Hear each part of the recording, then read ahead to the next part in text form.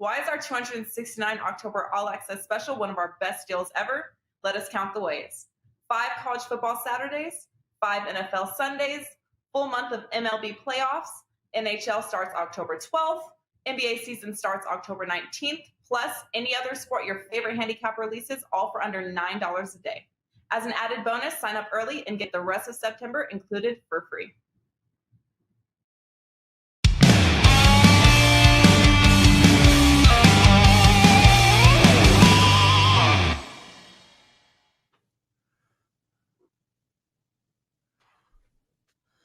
Welcome, everybody, to WagerTalk Today, the number one most listened to daily gambling show in the world. I totally made that up, Teddy, but it should be if it isn't. How are you, brother? I'm doing just fine today, Prez. How about yourself? No complaints. Went to the baseball game last night and learned one thing. I know, what did we learn? I know we're not even really getting into that today. We have a jam-packed show. I'll get to that in a sec, but here's what I learned. I'm never going to ever going to a regular season baseball game again. Like, ever. I mean, they should supply pillows. Steve Merril joining us today. He's going to talk Cincinnati, Notre Dame, Cardinals, Rams, Ravens, Broncos, Carmine Bianco to do some Championship League, and Art DiCesare at the end of the show. Your big game breakdown. My daily presidential address. It was so boring last night. I mean, the game was 4 hours. 4 hours, man. Anyway, how'd you do last night? Did you release a play? Did you win? I did, and I lost it. And I wasn't happy about it at all. I had the Phillies last night, and the pitching was there, but the hitting was not. And I'm kicking myself because all last week, I had one or two teams on my card. It was either the Mariners or the Yankees. Last night, somehow, I'm so smart, I didn't release either one of them. And obviously, those two won. My smart play on Philadelphia lost. So frustrating night in MLB, but it's been a real good run in baseball. I'm 8-1 in the last 9, so I really can't complain. And across sports, it's been real good for September's been a pretty good month. Nice. Way to go, man. We're going to bring Steve Merril on in a few minutes. Teddy, at the top of on Monday, we spoke about the NFL presidential address, and I said I did really well, and you were like, well, what is your actual record? So last night, I went back and looked at my record for Week 1 NFL presidential address, 11-8. Week 2 NFL presidential address, 16-8. Week 3 NFL presidential address. And remember, I told you what a missed opportunity Week 3 was for me in the NFL. Yeah, you said you thought you went something. 18-4. 18-4. Yeah. Nice. So total. Yeah, go ahead. You didn't play them all. I said you. Well, I bet a lot of them. I bet a lot of them personally, but yeah, listen, I went 5-2 for my clients, so I'm not going to complain about that. But 45 wins, 20 losses across the board on the NFL presidential address. 7-2 in my best bets, 3-0 in my teaser. What show is this? And, yeah. Hey. Let's before we bring Steve Merril in, let's make sure everybody understands that promotion that we have going cross site. You want to talk about it? I hand it to you. Go ahead, talk about it. Come on, you got it. You can do it. You can talk about it. Prez, throwing stuff over to me when you haven't prepared for the show isn't going to help, buddy. I am totally prepared. What's the promo? So what's the promo? All of October for $269. That's under $9 a day. And it accounts for 5 college football Saturdays, 5 NFL Saturdays, a full month of Major League Baseball playoffs. NHL starts October 12th. NBA starts October 19th. This is an incredible promo. $269 all access October promotion. Head over and grab it. Teddy, I'm not listening to a word you have to say. Let's bring Steve Merril in. Steve, I see a haircut was conducted. Ha! Tricked you. I tricked you. I just spent about 15 minutes wetting this monster down. It's been about 4.5 months. It's funny, guys. I remember when I've cut my hair because I did it the week after I hosted for you in all of January. And I remember, Teddy, thinking how backwards I did this. I should have cut it before I was on for a week. And then I remember I cut it before our baseball Little League playoffs in late May, and everyone gave me crap. They said, you're going to jinx us. And I haven't cut it since. So it's been about another 4.5 months. So the question is, viewers, do I cut it before I guest host for Prez for the first week of October? We let it come out a little bit every day with the pick. Do we, just unveil it? Or maybe we scare Sherapan. I put a hat on and just throw it out on Tuesday's show next week. Guys, follow Steve Merril on his Twitter, which I at something or other with a something and a something else. 2 R's, 1 L. What is your Twitter handle? Steve Merril, 2 R's, 1 L. So there you go. And he'll put up a questionnaire for what to do with his hair, because we're not going to waste any time on this show. Dude, you're hosting for me on Friday, Monday, Tuesday, and Wednesday. Teddy's got to be thrilled about that. Thank you for stepping in, bro. Yeah, no problem, man. Looking forward to it. And like you said, October is around the corner, 2 days to go. And I'll piggyback on your promo. If you'd like to get today and tomorrow for free, FREE, you sign up for October, you get the rest of September for free. That works for myself, Steve Merril, Prez, or Teddy Covers right now at WagerTalk.com. You're getting October for half price and the rest of September for free when you sign up today or tomorrow. Beautiful stuff. There you go. Let's get into the games, man. Cincinnati playing Notre Dame, and I was on Wisconsin last week, loser. It feels to me that Notre Dame might be that team that just bites everybody every week. -2, 50.5. How are you betting this game? Well, Notre Dame might be that team. I was surprised last week.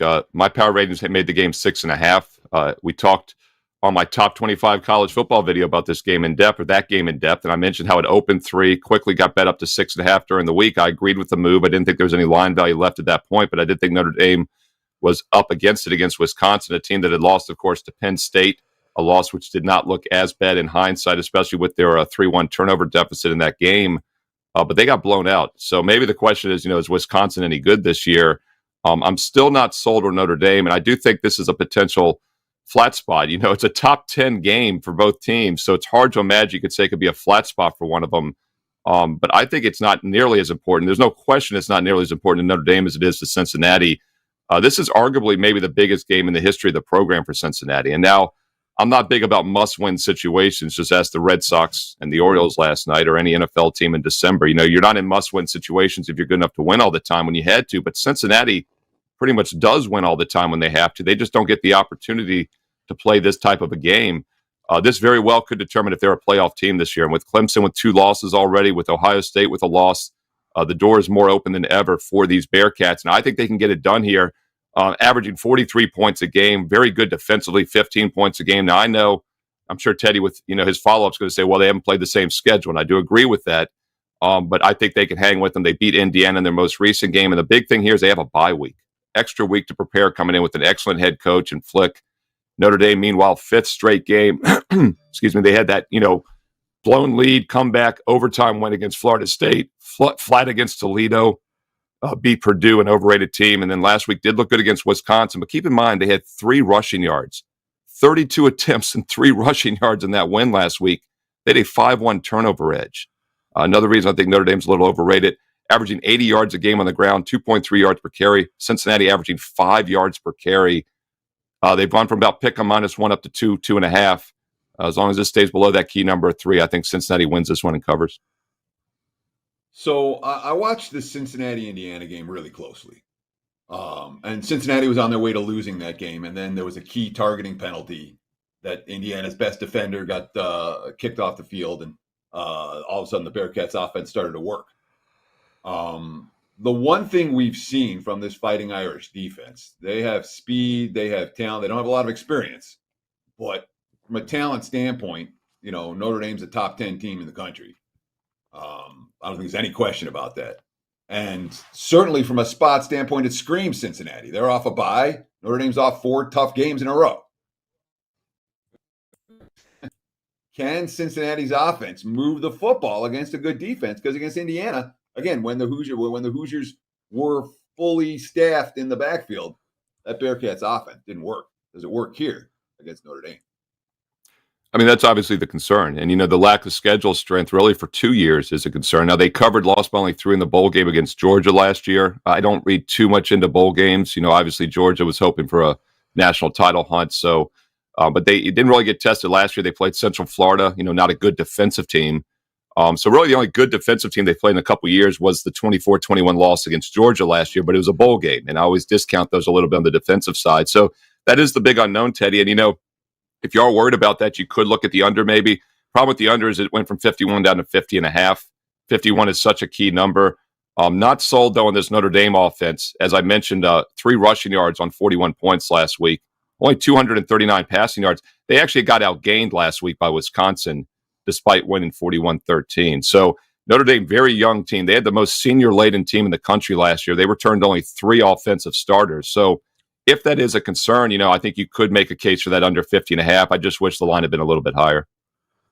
Steve Merril joining us, everybody. You can find him at WagerTalk.com. Steve, you do a Fade the Public show every week. Last year, it was, like 80-something% right. How's it going this year? When can people see it? Yeah, it'll be up every weekend on WagerTalk TV, right here on WagerTalk TV. Yet another reason to hit subscribe, and even more of a reason to hit that bell right next to the subscribe button. You will get instant notification immediately when that video is posted on Saturdays. It's done well so far. I think we're up about a game on the sides after 3 weeks. Now, keep in mind, I started that video in late November last year, and it went 31-7, as you said, did extremely well. I wasn't expecting it to dominate in September. I really think the public angles work better later in the year. But one thing that really worked last year was a lot of close wins, and it wasn't a fluke. You're giving up line value when you play these public sides. And last week, another example, the Raiders were one of the most public sides, 3.5-point favorite. They win by 3. I didn't mention on the video, but one of the most public over-unders was the Charger over 54.5, landed 54.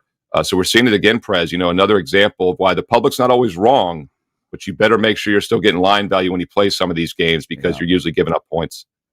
Yeah, that's an awesome point, and I really appreciate you throwing to me by asking what my record is in the NFL presidential address. So, Teddy. Cardinals, Rams, dude. Look, I am as high on the Rams as anyone could be. I would roll the Rams and smoke them tonight if I didn't have other things to do. I think they're the best team in football. I can't play them this week. I don't like the spot. I think the line's too high. I lean on the Cardinals here. I'm curious what your take is. Yeah, the public's been high on both these teams. In fact, the Rams, 2 of the 3 weeks so far, have been a couple of the most public plays in weeks 1 and 2. They split out, and that was another example, by the way. The most public side in week 2 was the Rams minus 3.5 at Indianapolis. They win by 3. Week 1, the most public side was the 49ers at Detroit, went from 8 to 9.5. They win by 8. So it really is remarkable how many of these games are decided when they're really public. The most public play I've seen all season, guys, last week was the Arizona Cardinals. It did not matter. They still won that one easily and covered by almost a touchdown. So the public has liked both of these teams. They've done pretty well with both. I do think the Cardinals might be getting some underdog love this week for what it's worth. I see it pretty split right now, and obviously the public normally plays favorites. But whenever you get a high-profile team that's been good to them as a dog, like last week when it was the most public play, they do side that way. And we've seen this line drop, by the way. It was as high as 6. It's now down to 5, even 4.5. I'm going to stay off the side, though, for this show. I'm going to talk about the over. And once again, I talked about that Chief-Charger game biting me last week by 0.5 point because I did like that over 54.5. I think this one gets over 54.5 a little bit easier. And as you said, Prez, the Rams have looked really good, and it's not a surprise, Matthew Stafford. And I'm happy for him. This is a guy I've always thought was vastly underrated of all those seasons with Detroit, just didn't have the weapons around him, always a consistent player. You forget he was the number 1 overall pick in 2009. Kyler Murray, of course, we all know was the overall number 1 pick 2 years ago, 2019. So we've got 2 number 1 quarterbacks here, I think for good reason, because these guys are smoking hot. Kyler Murray averaging the best completion, yards per pass, everything in his career quarterback rating, just his 3rd season. But Stafford in his 11th season, highest completion percentage, best quarterback rating, best ratio, touchdowns, interceptions so far, best yards per attempt. Both these teams overall are averaging almost 10 yards per pass attempt. It's about 9.5 each. That means every time either one of these quarterbacks steps back to throw this ball, they're getting almost a first down on the season. So the question becomes, can either defense do anything? And I think they're both mediocre defenses. Cardinals allowing 5.7 yards per play against teams that have averaged 5.8. And by the way, they've played some weak offensive teams, including Jacksonville last week. The Rams, meanwhile, allowing also 5.7 against an even weaker schedule that averages just 5.2. Yes, they held the Bears to 14 points in the opener with huge quarterback problems. Colts game 24, Buccaneers 24, but Tampa threw for 411 yards last week. So I think both quarterbacks get theirs. Obviously, you're going to be paying a premium with the over here. You're going to be paying a premium with the over props for either quarterback. But that's the only way I would go in this game. So dating back to 2017, Arizona, the first meeting in 2017, Arizona has scored 0, 16, 0, 9, 7, 24, 28, and 7 against LA. So only twice, even in the Cliff Kingsbury era, have they gotten to more than 10 points against this defense. Does that series history concern you for the Arizona side and or for the total? Or is this just a situation where, yeah, the Rams defense was better than the Cardinals offense in the past, but that's not necessarily the case in 2021? Yeah, I mean, obviously you have to look at the more recent meetings. Kyler Murray, wasn't there until the past 2 years, and he did play in some of those games, of course, that you mentioned. But I think he's better this year than he's been. He's going to continue to get better. He was a very young quarterback, and I think this Rams defense coming into the season, a lot of hype about how good they were last year. I actually thought, Teddy, they were a little bit overrated coming in this year. And if you look at the statistical numbers so far, I know it's only been 3 games, but as good as they've looked offensively, they've been very mediocre, below average defensively, especially when you factor in how bad some of those opponents have been. They've played offensive-wise. They're giving up 70% completions, 6.4 yards per pass against teams that only average 5.9. The Cardinals average 9.5. So you talk about a step up in class against an opponent here passing the ball. We'll find out. Anything's possible. It is a step-up game for the Cardinals, but I think points will be will not be at a premium in this one. Both quarterbacks are not going to be able to be stopped. Steve Merril, everybody. Steve and Teddy, some guy in the chat room keeps calling out this guy named Larry. Who the hell is he talking about? Might be a practical joker. There's not one single person on this show with the name Larry. I just want to make that clear. There is a guy whose name rhymes with Larry, kinda. Teddy, Larry, nah, it's not a real rhyme. Anyway, Stevie, Ravens. I spoke about it a few days ago. I love looking at good teams after they win a game but laid an egg. And that is what happened with Baltimore against Detroit. So normally I would like to bet Baltimore here, except they're not a good team. So I don't count that in that whole process. I like the Denver, bro. I'll be talking about that on, of course, the NFL presidential address. I don't know if I mentioned my record. How are you handicapping this game? I'm just going to. Yeah, the public was pretty heavy last week on the Ravens. That was one of the games that made my video, and obviously it came up short for them. It's just a textbook example of how short-termed and fickle the public is, because the week before they were obviously leaning towards Kansas City pretty heavy. So they've been jumping around the Ravens. They don't know what to do with them. It looks like they're going to be a little bit on the Ravens this week. But, yeah, I think Denver, obviously a live home dog. But here again, I wanted to talk about – I always have a theme with my games. And my theme with the Rams with their step up in class offensively against Arizona. I think this is another example where, Denver's defense has been lights out, 26 points allowed in 3 games. But they've played 3 of the worst offensive teams in football, the Giants, the Jaguars, and the Jets. The triple J's, Giants with the G, Jaguars and Jets. And they've allowed just, 26 points. All 3 games have gone under. I think it's very misleading, though. If you look at those 3 opponents overall in the season, they're averaging, barely over 5 yards per play.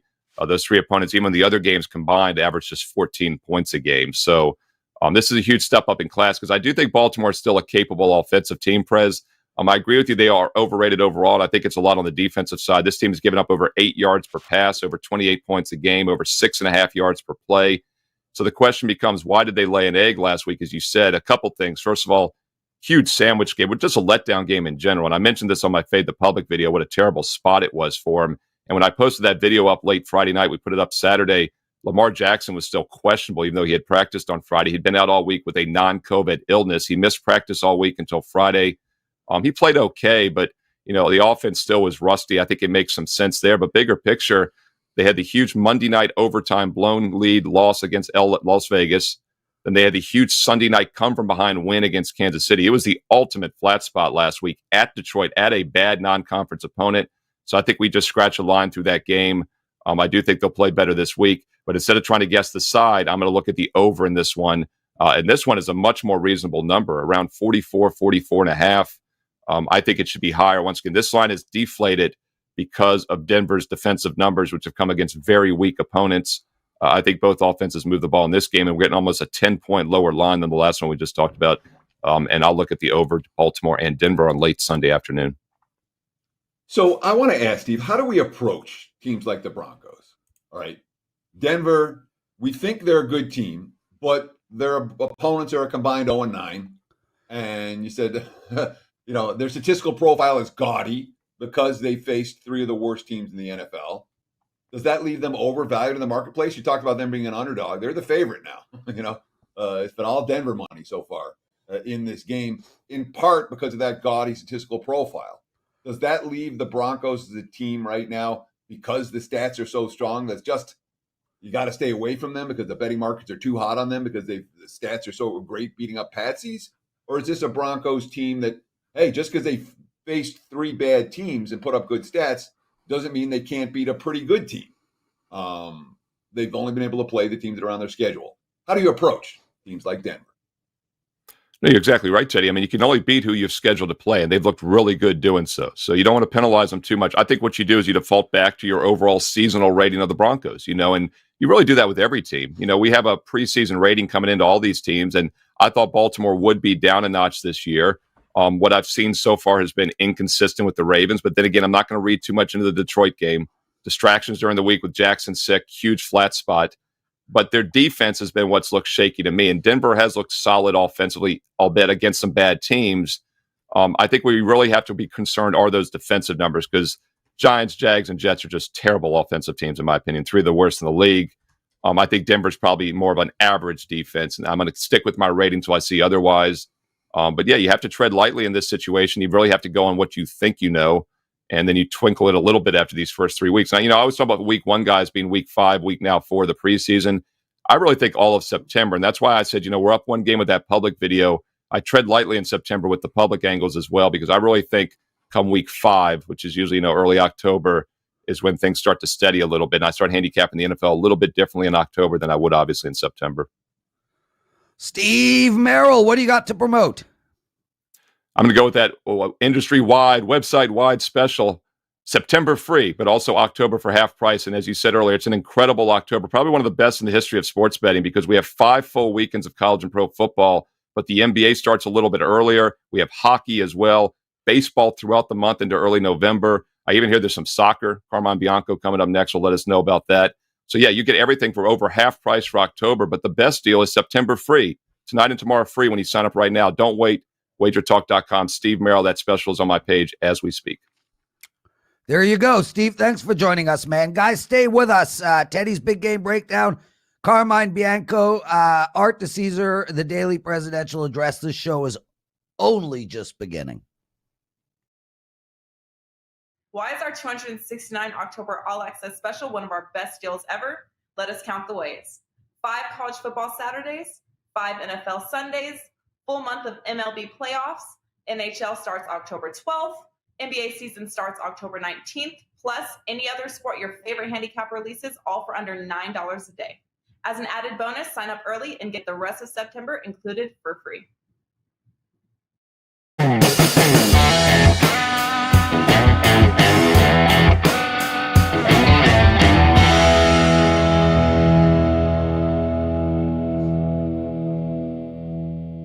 It is time for today's big game breakdown. Let's talk about the Bengals and the Jaguars.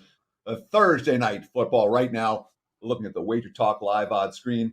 I'm seeing Cincinnati 7.5 as the prevailing number. Total of 46 on this ballgame. I'm going to start right here. There ain't no way I'm playing Jacksonville. All right. Rookie coaches on short weeks. These Thursday night games have been a disaster, especially when they have to travel. All right. We have a Jags team that had 109-yard missed field goal return for a touchdown last week. They had a kick return touchdown the previous week, and they didn't cover either game.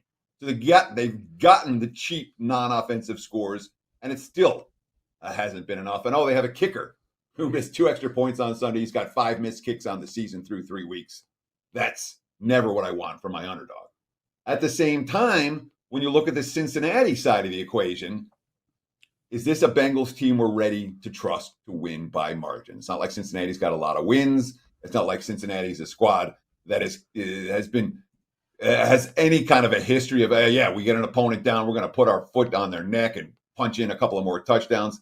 That's not the MO for the Bengals. And anytime you're talking about laying more than a touchdown, you want your team to be up more than 2 touchdowns. So you don't have to sweat that final drive. I'm not convinced Cincy's a team that's built to win by margin. What I am going to look at in this game, a rare prop that I don't give out a lot of props on the show, but this is one that absolutely stood out to me, and that's Joe Burrow under 32.5 pass attempts. This was available basically even money or minus 110 all over the place yesterday. Caesars, DK, Westgate, 365, you can find it. All right, 32.5 pass attempts. If Cincy's up, they're not going to be throwing the football around, and they're supposed to be up in this ballgame. They haven't been throwing the football around. This is a team that wants to run. They have a lead. They're going to want to run more. Burrow may take some deep shots, but I'm not expecting this to be a pass-heavy game plan from Cincinnati. And, of course, Burrow hasn't gotten over 32.5 in any game this season, including 2 games. One went into overtime. The other one he's trailing by double digits, where you're going to be throwing the football a lot. Under 32.5 pass attempts for Joe Burrow. That's the play for Thursday. And there's your big game breakdown. Back to you, Mr. Prez. Great stuff. A little nugget there, Teddy. Didn't know you were looking at prop bets. There's just too many. I'm not a guy that spends hours looking at prop bets every day. When something jumps off the page at me and I want to put up an opinion on a Thursday night game because people want analysis for a Thursday night game, and that's the one that stands out, I have no hesitation. I'll bet them. I bet them light, but I'll bet them. And this is one that absolutely stood out to me. Burrow under 32. I pretty much bet Kelsey over in yards blind every week. It wins a lot. Other than that, there's just too many for me to look at. Gordon Mathers, one of our listeners, says, Prez, I see 6 WagerTalk entries left in Survivor. Who picks them? Gordon, I don't know. We're all in this Survivor. There's way more than 6 of us. I know Carmine put in 4, in which I'm 2 of them, and he uses the name Azuri for some reason. Like, he couldn't just use the name The Prez, so when I win it, I get pub. Instead, he picks Azuri. Anyway, what the hell is an Azuri?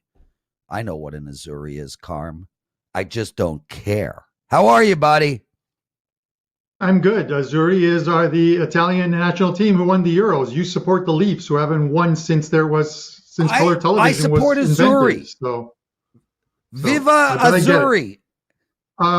Anyway, before you guys ask welcome questions, to the show. I have thanks, man. I love being here. I have 2 quick questions for you. Teddy, you first.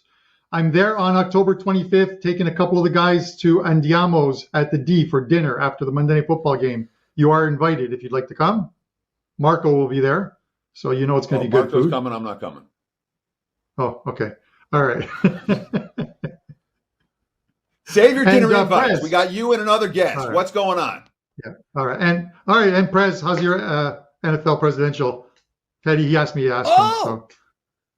That's a great question, Carm. I went 18-4 last week in the NFL presidential address. Right. Thanks for the softball. Dude, Congrats. let's get into it, man. Championship League. It's so exciting. Chelsea playing Juventus. Both won their first match. Chelsea comes in as a small favorite here. I'm not even going to pretend to know that much about this. Mike is yours. Yeah, the guy wearing the Juventus jacket is going to tell you to bet Chelsea today. Chelsea's the bet here. Juventus come into this game. Yeah, they won their first game, but they are missing players. Obviously, a big part of their scoring, Dybala and Morata, are both injured for them. I think they're going to field a very defensive-laden team today and just try and get some type of a result. Probably 5 midfielders. Up front is probably only Chiesa and Kulisevich. This is one of those ones where, listen, to beat Chelsea, you have to play absolutely perfect football, and Juventus has not done it in any of their games this year. They have not looked good. Chelsea have a few injury concerns as well, too, with injuries and one COVID case to their midfield, but they have such a deep bench that they can easily make the switches to that lineup. I say Chelsea wins a low-scoring game, 1-0 or 2-0 today.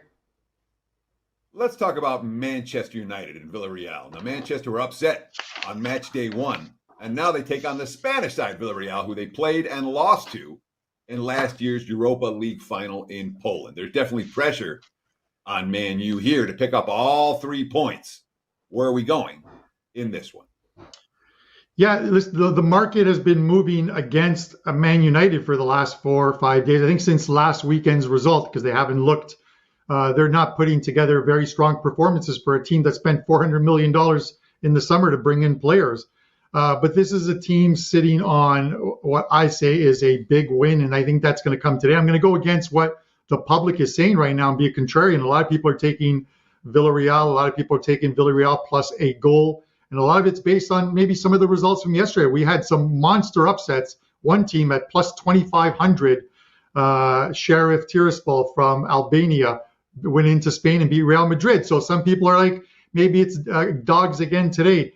I think a game like this, similar to this game last year with German side Red Bull Leipzig, who play a similar defensive style to Villarreal. They came to Manchester and got walloped 5-0. I don't think it's going to be 5-0. But I think it's going to be a big Man United win today. I say you lay the goal, and I'm actually going to lay as a prop bet the alternate goal of minus 2.5 plus 340 and look for a 3-goal win today. Carmine, let's talk real quick. NFL, Dallas, Carolina. This is going to be a great game to find out which team, what their identities are. Is Carolina real? Is Dallas real? I can't wait to watch this. How you handicapping this game? Yeah, so many Cowboy fans, and this opener I think was at 5. It went down to 4.5. I still think it's too many points. It is a short week for the Cowboys. Haven't played on Monday. A little longer week for and practice time for Carolina, who hasn't played since last Thursday, and it gives them a lot more time to get Hubbard some snaps in there. Obviously, McCaffrey is out with an injury, so. A lot more time to develop an offensive scheme plan. And defensively, they've been good. 191 yards average, that defense per game, only allowing 10 points. It's one of those Phil Snow defenses. He's been with Rule since, you figure Temple, you figure Baylor.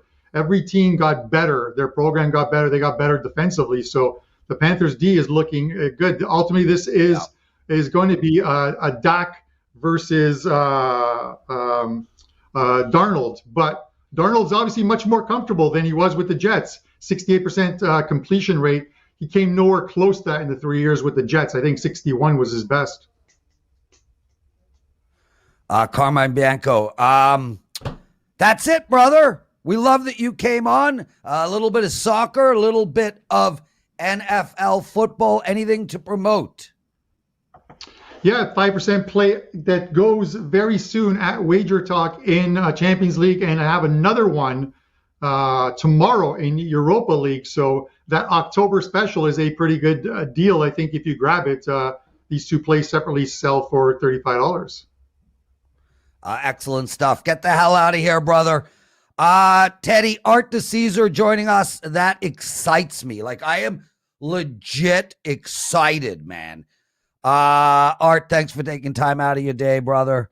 We love having you on the show. Let's bring you onto the screen now. Come, Art, come. There you are. Art, great question about my NFL presidential address.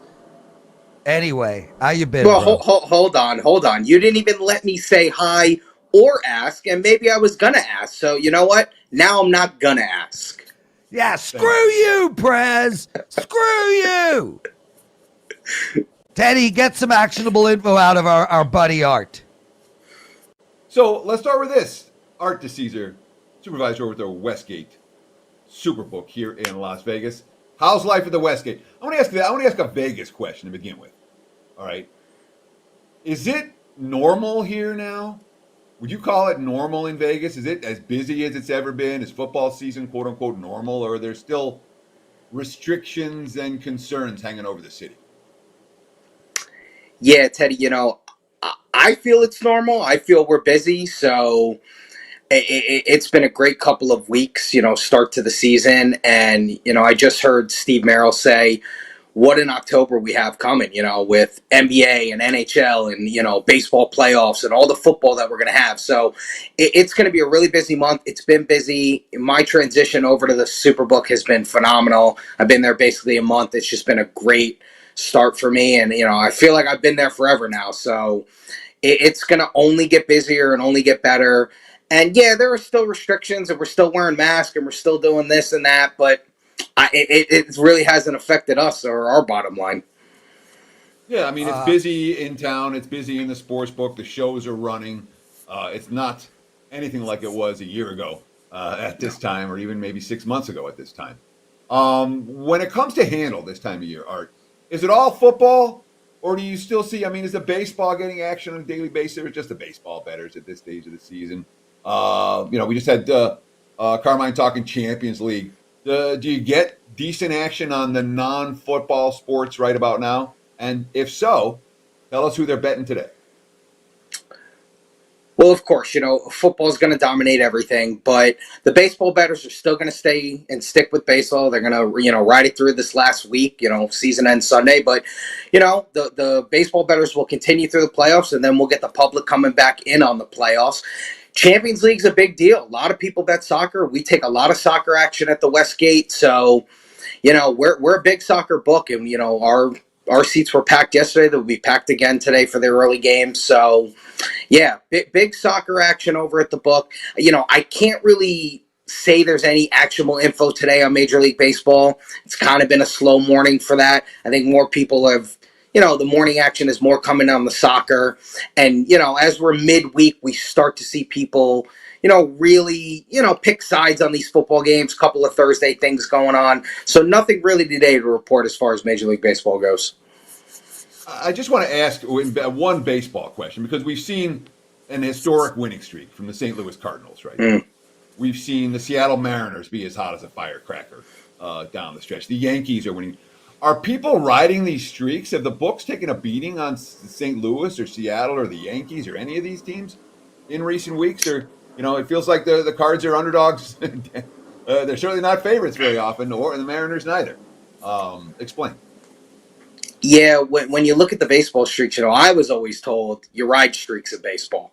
Either or. You ride losing streaks, you ride winning streaks. So I think more of the savvier players have probably, jumped on those type of things. Yankees, though, a lot of the times are big favorites, so that's tough. And the Yankees are just always that way. Cardinals, if you jumped on them at the right time, you could have made some money. But, because we're in the end of the season, baseball is on the back burner. So it really is only the guys who have stuck through the baseball season and have pretty much been able to capitalize on things like this. The public probably hasn't been able to capitalize.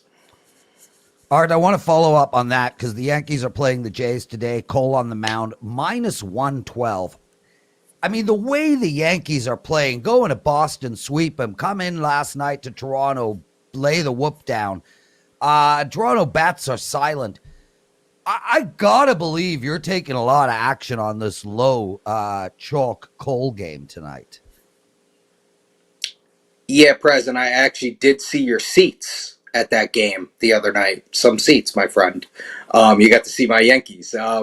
But yeah, Yankees are always going to take money. And when you get a low Yankee number, if usually Yankees are minus 140, 150, 160. I know Toronto's a good team, but you get a low number like this with their ace on the hill. Obviously, still an important game for both, even though Yankees, I don't want to say they've sewn up a playoff spot because nothing's determined yet, but they look as good as, anyone, especially out of the three teams they're fighting with, or, the other two teams they're fighting with. So, yeah, you're going to see Yankee money because of that, because of the low number, because of Cole, for sure.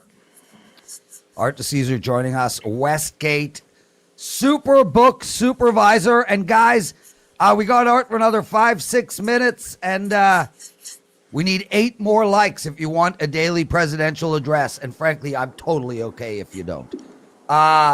Art, I want to move right to the NFL. I want to talk 2 games, one in particular, Teddy and I were talking about these games before the show started. Green Bay -6.5 against Pittsburgh. And of course, Tampa Bay -6.5 and a few sevens on the board against New England. Teddy's like, that Green Bay line looks fishy. It's holding at 6.5.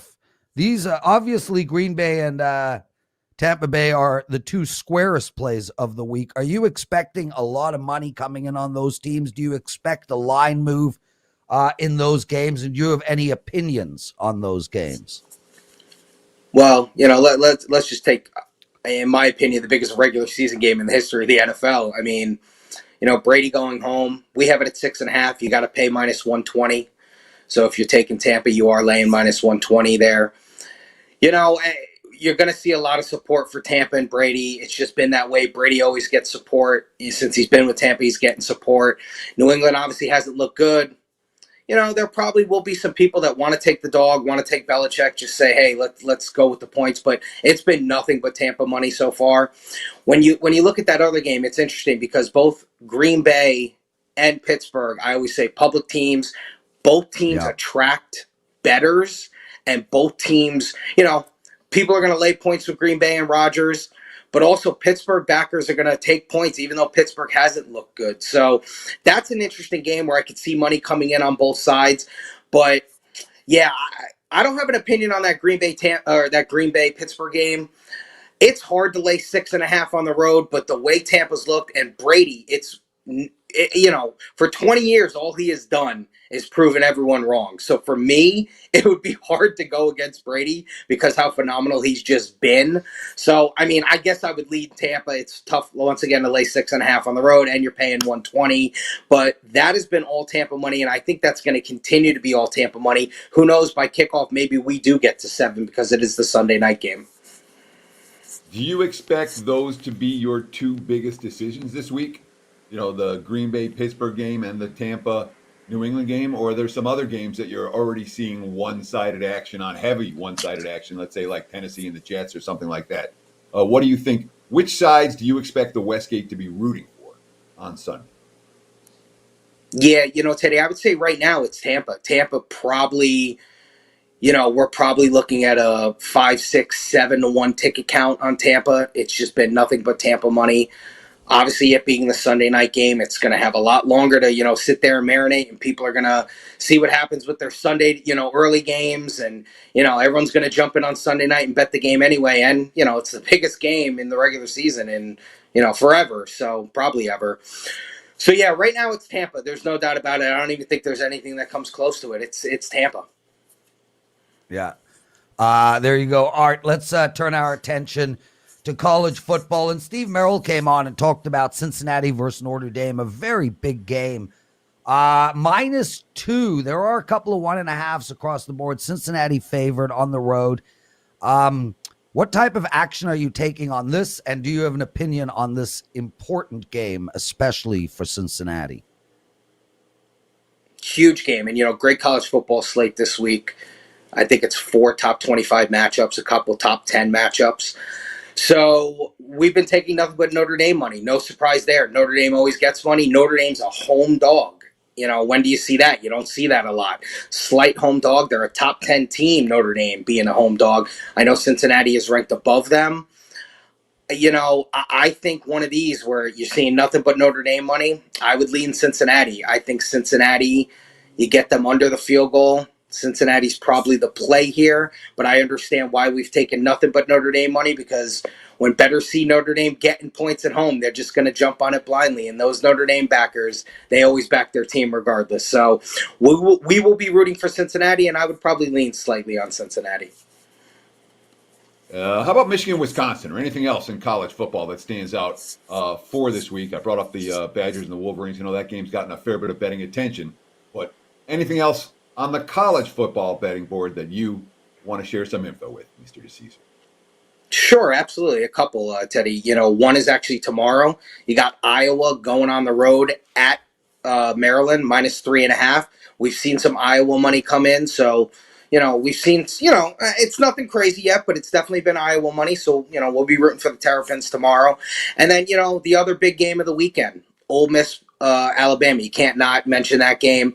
There's been some support early on Ole Miss. I think people looking at that number, it's sitting at 15 right now, getting over 2 touchdowns. We've gone over this a lot. It's tough to fade that Alabama team. People like to take Alabama, but I think people are looking at, okay, they had that Florida game. That was basically a top 10 matchup again. They didn't cover. They won by 2. That was a 14 and a half point game. This is a similar thing. Ole Miss with that offense, Carroll is, top Heisman guy. So I see why support has come in for Ole Miss. So you've seen some support early for Ole Miss, but there's still a long way to go before we kick off on Saturday. Great stuff from Arthur DiCesare, supervisor of the Westgate Race and Sportsbook, the Superbook here in Las Vegas. You can follow him on Twitter at ArtDice21. He's an excellent follow. Art, anything you want to promote before we let you go? Absolutely, gentlemen. A couple things I want to throw out that, are exciting things we're doing over at the Westgate. First of all, Thursdays, we do a reduced juice on Thursdays at the Superbook. That's your lay-in minus 105 on sides, NFL and college. No totals, but you can come in basically midday on Thursday, let's say 2, 3 o'clock, and you'll start to see our reduced juice sheets out there. Minus 105, you're not going to lay the minus 110, so you save a little bit, and that runs through the whole day on Thursday when we put them out, basically midday to close. And, if you sign up for our app right now through the end of the year to December 31st, you bet 100, we match 100. So a couple of really good promotions going on at the Westgate. And as always, I'm there. Come say hi. I've met a lot of great people from this show and a lot of great listeners. So just come say hi, and I'm always there to give advice, help you set up for the app, or, help you walk through some of the bets. So just come down to the Westgate and say hi, guys. Awesome stuff, Art. And now you can finally undo that button and breathe again. Teddy, throw to my daily presidential address. I want to hear it, baby. I want to hear it. I want to feel it. All right, now for the 2 minutes you've all been waiting for since the start of the show. Prez gets to talk about himself for 2 minutes on the Prez. Yeah, baby. Oh my God, I got such a big week of action going on. We'll talk about that tomorrow, but I got a 5% play up in NFL. It's up now. Teddy's already laughing at me. He's like, oh my God, all you do is promote yourself. Dude, 18-4 in the NFL presidential address week 3. I'm going to be taping that show in 1 hour. When it comes up, make sure to check it out. And I'm telling you, word of no lie, the best 3-day promotion we've ever had at WagerTalk will be at the top of the NFL presidential address. So make sure to check that out. Dude, I'm going to go right off the bat. Yesterday, I gave out the Boston Red Sox minus 1.5 in this segment. And I said, I hope it loses, and it lost. So today, using the exact same technique, I am going to not bet, but release on the show in order to jinx. Please take the New York Yankees and the Boston Red Sox tonight. Think they're great bets. I love them. My best favorite bets of all time in history of the world. Hope they lose. Anyway, hockey, bro. Presidential Daily Address. We'll talk 3 hockey bets that I'm making, all future bets. And guys, I understand most of you don't want to make future bets. You don't want to tie up your money for a long period of time. Look, if you've got a bunch of money that you're betting with, then you can tie up money for a long time. I mean, we have mutual funds. We buy real estate. Tying up money for a long time is not necessarily a bad proposition. Western Conference value winner, Edmonton Oilers at plus 900. This team is going to be much better than last year. Shut down defensive pairing with Nurse and Duncan Keith. Zach Hyman will be a big addition. Outside shot, I think there's good value there. As far as the Eastern Conference big value winner, Florida Panthers plus 1,000. This team's going to be lights out this year, guys. Great goaltending, great D, scorers galore. There's your 2 free bets for today. Teddy, Shawarma Wednesday, take us home. Sure, that's going to wrap it for the Wednesday edition of Wager Talk Today. Please be sure to tune in again tomorrow, 9 a.m. Pacific time, noon for you back east. Between now and then, hey, enjoy the games tonight and kick some ass with your bets. We'll see you tomorrow.